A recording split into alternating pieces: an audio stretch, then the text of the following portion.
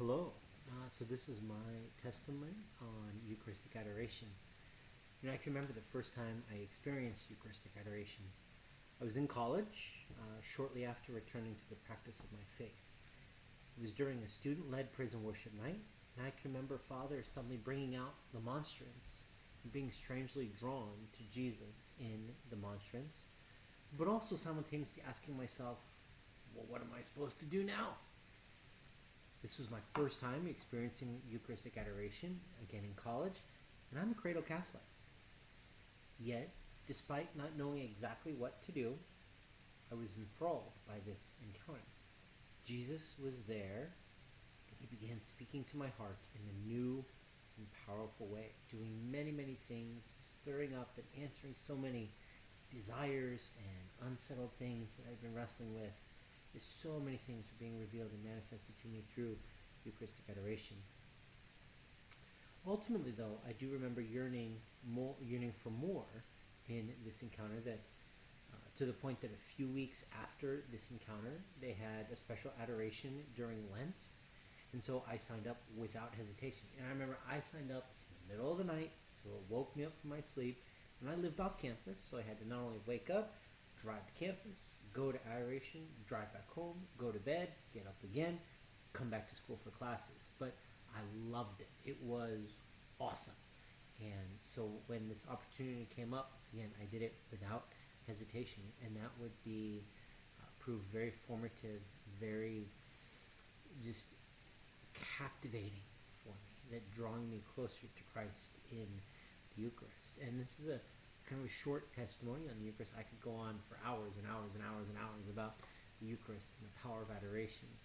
But to end this testimony, we'll leave you with the words of actually JRR Tolkien, one of my favorite authors. And he wrote this to his son in a letter. He says, "Out of the darkness of my life, so much frustrated, I put before you the one great thing to love on earth, the Blessed Sacrament.